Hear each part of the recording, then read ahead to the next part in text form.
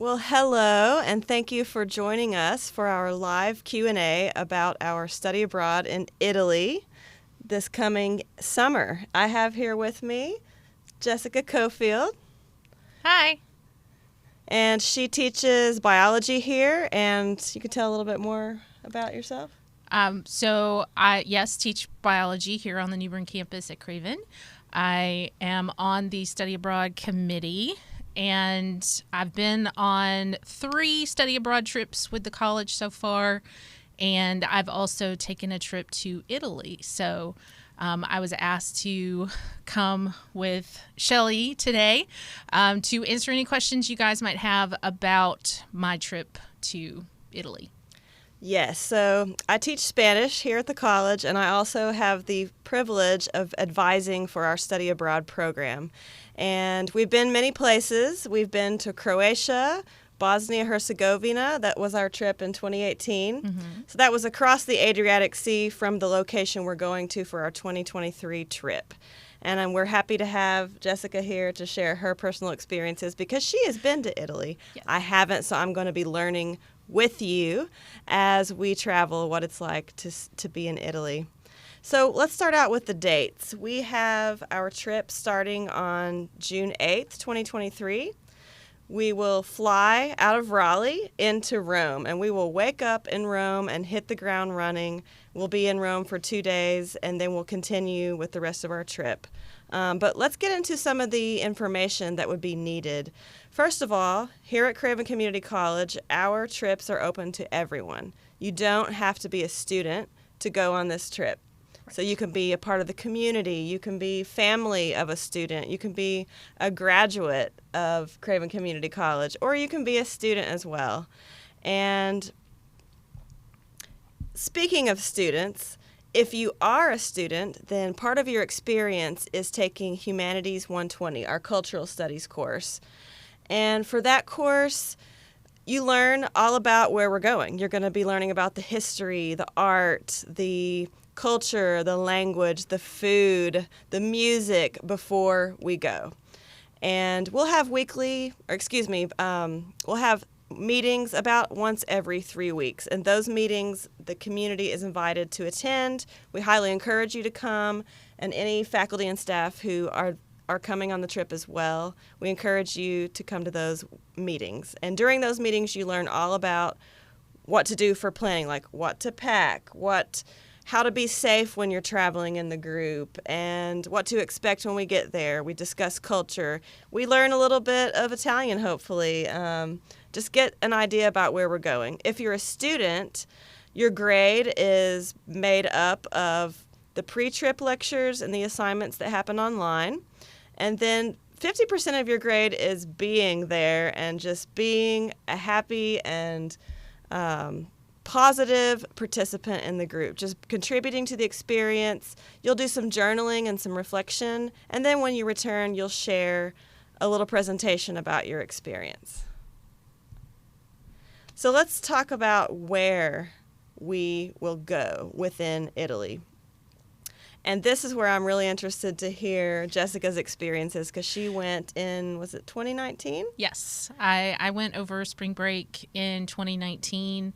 I was there for about 7 days. Mm-hmm. So it was a quick trip, but we got to see some really amazing places. Mm-hmm. So, for example, some of the places that we'll see will be in Rome, where we will obviously visit the Colosseum, which I'm sure you saw. What was that like? There aren't really words to describe how great it was.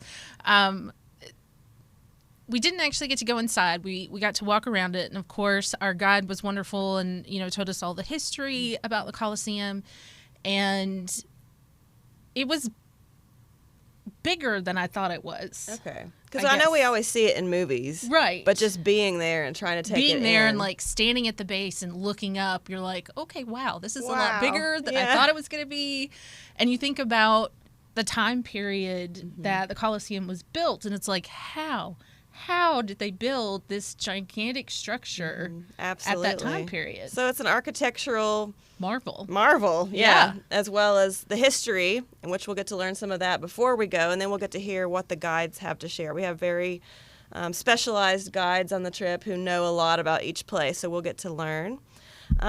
Continuing on thinking about where we're going, some of the other highlights that we have are going to be Assisi. So there's a monastery there dedicated to Saint Francis.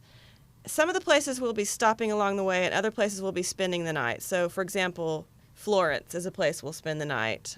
Florence is another place that you saw, right? Yes, we got to visit and explore Florence.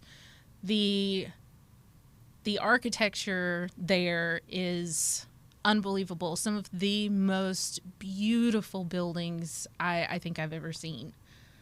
So for anybody who likes art, food, music, history, architecture, for any of you, this is your trip. And some of the other places we're going to see are going to be the Italian lakes. Lake Como we'll see. We're going to have to get a group photograph at the Leaning Tower of Pisa. Absolutely. And most of us just think about the tower. We don't think about what's inside of it, but you got to learn more about what else is there. Right. So every picture you ever see of Pisa, it's just the Leaning Tower. Until I actually went there, I didn't know that there was this enormous, beautiful church associated with the tower. And we got to see it, and it's in sort of like a walled area. And we went through this just beautiful wooden and wrought iron gate, very, very old, obviously. But then outside of that, in like the courtyard, there was this fantastic market. Ooh. With all these sellers selling all different kinds of things at their stalls. I mean, of course, some of it was definitely tourist-centric, but then some of it was actual local artists selling their wares, and it was a great place to get not only sort of the typical touristy stuff, but also some like authentic Italian souvenirs. Yes. When you were in Venice, I'll just be honest, I'm the most excited about Venice of the whole trip, because just imagining being in one of those gondolas and going through all those waterways and seeing some of those 417 bridges. Yes. Like, what was your experience like? Venice? In Venice. Now, the whole trip was amazing, but Venice was hands down my favorite. Okay, your favorite part. Yes, my favorite part. It was at the end of our trip, and we got there. We got to our hotel a little bit sort of later in the afternoon, and then we went to have dinner in Venice. And Venice at night, with it all lit up, magical is the only word that can be used. It was so amazing. So far, I can only imagine. But we're going to go see this. I know. I'm particularly excited about the glass blowing demonstration that we're going to get to see in Venice. And I know we've all read Shakespeare for school, and we've all been familiar with Romeo and Juliet. Yes. So part of this trip is actually going to be seeing the balcony that fictional Juliet looked off of. This is a Q&A session, and I understand we have a question coming in.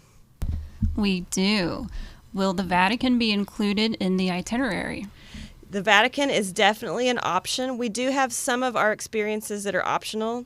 So if that's one of the ones that you want to sign up for, we can do that and get a whole group going. But it is interesting to think, if you go on this trip and you do go to the Vatican City, you've visited 2 countries. That's the smallest country in the world. So not only will you have gone to Italy, you will have gone to Vatican City. And if it is a possibility for you, I do absolutely recommend going to Vatican City. And you did, right? I did, yes. It's definitely an option for our participants. Yes. It was very opulent. Opulent, I mean, the ceilings and the floors were just so beautiful and so intricate, and it was artwork everywhere. Like, I was honestly, why am I walking on this artwork? I know, right? I know. It's like there was artwork on the floor, and I was like, I don't feel like I should be walking on this. But everybody else was. So I was like, oh, okay. I guess that's I think what it'll be all right. Yeah. Well, I was thinking about even Michelangelo's, the Sistine Chapel, looking up at the ceiling. That's another one of the options that our participants will have to do. It's very beautiful. Yeah. One thing to keep in mind is that we'll have a local specialist at our major cities, and they will know so much about each place, and they will get to share. That's part of what's really good about this trip, because we're going as a group, and we're going to get to learn. We're not just going to take pictures and buy souvenirs and eat food, all those things we're going to do, but we're also going to get to hear from the local specialists and get to learn what they have to share. And they do, in fact, all of our guides do speak English. Part of the experience is we're going to learn a few phrases like, where's the bathroom? May I have some water? Little basic things like that, just to break the ice. It's nice to know some of the language, but we will have English-speaking guides. And what was your experience with the language there? Did you find most people were multilingual? Oh, yes. Our guide, actually, she was Polish and had moved to Italy many years before the trip that I took. And she was, of course, fluent in her native language, but she was also fluent in Italian and English. Yeah. And I believe she was fluent in another language as well. I was very impressed. But she was wonderful. And honestly, most of the places that we went, everyone spoke English. I mean, you just had to ask them, do you speak English? And they were like, that'll be a phrase yes. for us to learn, won't it? Do you Parla speak inglese. Okay. I remember that one. You got it down. Because I needed that one. Yeah, absolutely. So what's going to be included on the trip? We're going to have all of the nights in the hotels included, and we're going to have actually all of the breakfast. 3 of the dinners are going to be in group. And when you're not in one of the group dinners, the nice thing is that you're going to get to explore. I mean, you're going to get on TripAdvisor. We're going to talk to our local specialists. We're going to see where should we go? What should we try? Which restaurant should we go to? And they're going to know all those tips. And then the transport while we're there. I mean, one of the things we're going to do is taking a little private cruise to go get to St. Mark's Square. And then the gondola is another form of transportation. And the primary transportation when we're going, and I'm going to back up the slide a couple here just to get to the map. So just showing the map here. You can see that we're going to be hitting several spots, but when you see the number, that shows how many nights we're staying in each place. So Venice we get to have 2 nights, and Rome we start there and end up there. But at any rate, when we're traveling between places, we're in a large coach. It's air conditioned, and sometimes it even has Wi-Fi. Very, very comfortable. And it has panoramic views, and I know that we take comfort breaks, so it'll be a good experience. Yes. What other trip essentials? So one of the things that is going to happen is that we're going to book your flight as a group. So once we get all 34 of our participants, once we know who everyone is, and the deadline to apply is November 7th, once we know who everyone is, we're going to take those names, and then we're going to book our group travel.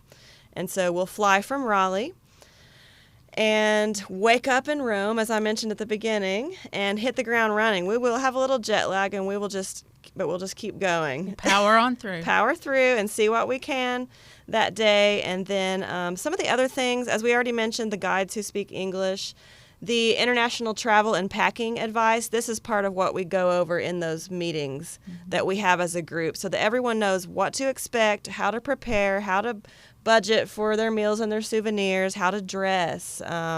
Definitely, you need your passport. One quick thing to mention about the passport is it does need to be valid from 6 months after June 18th. So as long as your passport is still good 6 months after, you're good to go on the trip.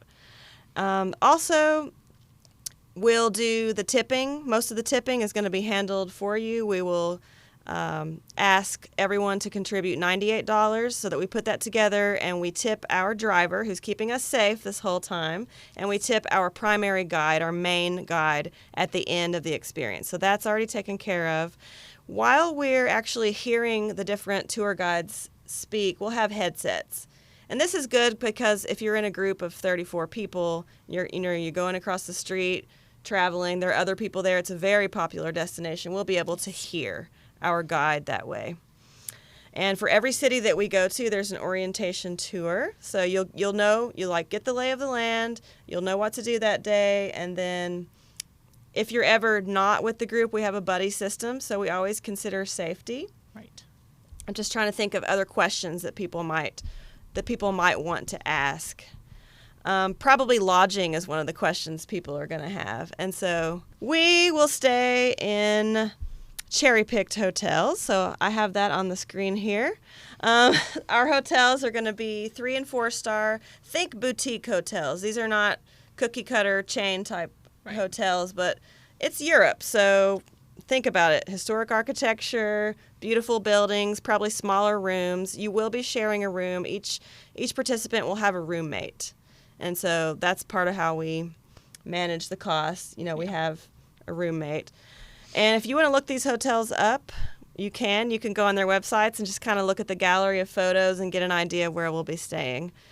If you're a student who is looking to go on this trip, there are some partial scholarships available to you.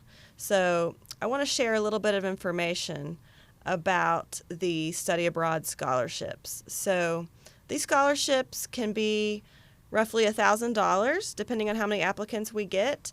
But in order to be considered for a scholarship, you need to have at least a 3.0 GPA. You need to get your application materials in on time. You need 2 written recommendations from Craven Community College faculty or staff. One of them does have to come from faculty. If you're a student, you will have had at least 12 credits by the time you go on this trip. What else can I share with you? We'll need a copy of your unofficial transcript. When you're writing the essay, think about, what do I want the 4 people on the study abroad committee to see? What do I want to share with them so that they'll consider my application? Like, what does this trip mean to me? How is this going to enhance my life? What is the essay prompt? The essay prompt is on the website, the Study Abroad webpage at Craven Community College. So, and we can show that here in just a minute too. But the exact prompt is listed there. It's embedded in the application. Okay. So let's say I'm a student who wants to apply. I go on to that, and in fact, let's advance and show that slide. So I'm going to advance 2 slides. Okay, so this is the website. This is the website that you're going to go to find your application. And that's where you'll share a little bit about the classes you've taken that might be relevant, what your career goals are. You would share, like, why do you want to go on this trip? What does this trip mean to you and for your studies and for your life? But going back to the requirements, what you'll do is you'll ask your faculty or your staff as soon as possible for that recommendation letter, because that gives us more time to do a good job. So go ahead and just, if you're thinking of going, get in your email and email the people who know you the best, email the people who can really show how you shine and why you need to be on this trip. So the nitty-gritty. In order to submit your application, one thing you need to do is submit your $200 deposit, and that does go toward the total cost of the trip, and then a $239 required travel insurance. So you pay both of those when you come to First Stop in Barker Hall on the Craven Community College campus.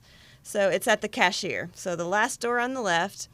And you're going to want to grab a receipt from both of those, and you're going to want to turn that receipt in either at my office in Oringer 107D, or you can submit it at the Liberal Arts and University Transfer Office, which is in Suite 102 in the Business and Technology Building. From the time you submit those, there is a 10-day period of time where we are looking at your application. We're making sure that you qualify to go on the trip, and then we're looking at our study abroad applications and ranking those so that we can let our study abroad scholarship recipients know. So that way you've got a time period in there. If you needed to back out, you would be able to do that. But after November 17th, those are non-refundable. So those stay if you ended up leaving. So it's really important to have trip insurance. Yes. Like I can attest to that. Yes. I was supposed to go on the Croatia trip in 2018. I remember that. And thankfully, part of that trip, we had to have travel insurance. And unfortunately, I had a health thing come up, and my physician said it's a hard no. You absolutely cannot go. And so I had to back out of the trip. And thankfully, because of travel insurance, I was able to get my money back with, Absolutely. that absolutely say you cannot do this trip. Right. I was very sad. But Yes. I was glad, though, that I was able to get my money back. It would be much sadder if you had lost All of it. all that money. Yes. I would be very upset if I had lost all of it. Right? Let's see. A lot of us have pre-existing conditions. Right. So even we may have some that we don't know about. So just going ahead and paying that at the front and having it there protects all of us. Correct. Yeah. Yes. Trying to think what other questions people might like to have answers to. Is there a way that we can show them the Study Abroad website?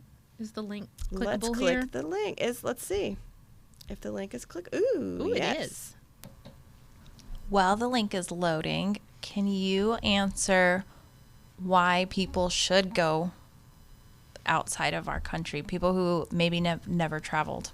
Absolutely. That's a very good question. That's actually one of the primary motivators that caused me, why did I study Spanish and become a Spanish professor? And then once I did, why am I doing this? That is why. Because stepping outside of whatever nation you were born in and getting to see other ways that the world works it's actually, not only is it eye-opening, but it's also, it's kind of a relief. It's like we're all part of this together. Like we are all on this planet. And so just for being well-rounded and being a global citizen. Yes. But B, also because employers want people to have high cultural competence, high global competence. They want people to be able to be flexible and to work with others and in different situations. And what better way to show a potential employer that you're ready to do that than look at my resume, I did this, right? So if you look on Indeed.com, it's going to say people are looking for you to have this global competency. So traveling helps you do that. Wonderful. This is our study abroad landing page. You can see here a photograph of our group when we went to Croatia and Bosnia-Herzegovina. That bridge behind us is very famous. If you want to learn more about that, you can look up Mostar and diving. There are diving competitions. People dive across that bridge. There's a lot of significance to that, but just look it up. It's so cool. Here on the website, you'll get to see a link to our itinerary. It does not have the pricing. I can share about the pricing, but it has the itinerary with pictures and highlights. And there are more information sessions that I'm going to offer in person. So if you want to be able to Q&A in person live, you can come to one of these. You can see we have several more that we're going to offer. But here's that button. Here's that application. So this is where you'll get to the application and be able to fill it out. When you get down to the question that asks you who you are, that's when you identify student, faculty, staff, or community member. And then the questions it will ask you will be based on that. So let's say I clicked on student. Then I would be able to see all these questions like when do I expect to graduate? What courses are relevant? What are my academic interests? When have I been away from home? What activities? How will I work well in a group? Right? Right. How will I be a great part of this group? And then you can list, if you're applying for the scholarship, then this is where you're going to say who you ask for letters and when you ask for them. You're going to send your unofficial transcript to me. And this is that prompt we discussed earlier. So describe your academic and personal reasons for studying abroad. What do you expect from this global experience? Demonstrate the connection between your interests, both personal and academic, and the program's theme and academic content. With the essay, we will consider you, if you're a student and you meet the other qualifications, with that, we will consider you for a scholarship. So you just continue and finish out these questions. What are some, probably pricing is something that people would like to know. Definitely. And so the way the pricing works, first of all, you've got the $200. That goes toward the $1,750 that covers the land portion of your trip. So we covered that earlier today.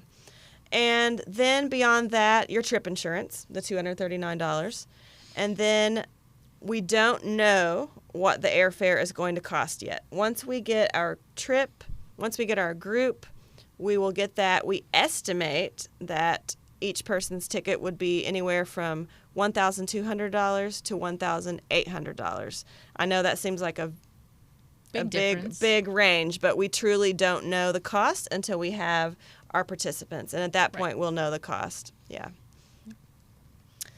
If you are expecting any holiday gifts, if you have a birthday coming up, I would ask for money. Yeah. It's not a bad idea. Not a bad idea to help pay for your trip. So if you do end up having any other questions, I would highly encourage you to reach out. Actually, I was going to pull that. I'm going to go back up to the Study Abroad page. Just reach out and send an email to me. That's hines@cravencc.edu. Or you can leave a message on my work voicemail as well, and I will get back to you.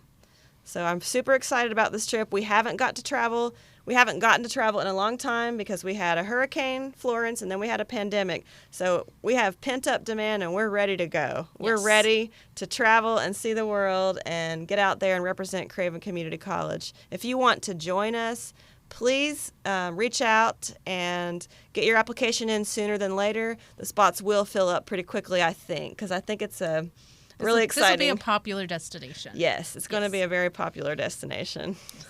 So thank you so much for joining me I'm here glad today. To be here. It's just nice to hear personal experience, personal spin on things. And thanks to everyone who tuned in, and thanks for listening. And if you missed out, just reach out and we'll share the information with you individually.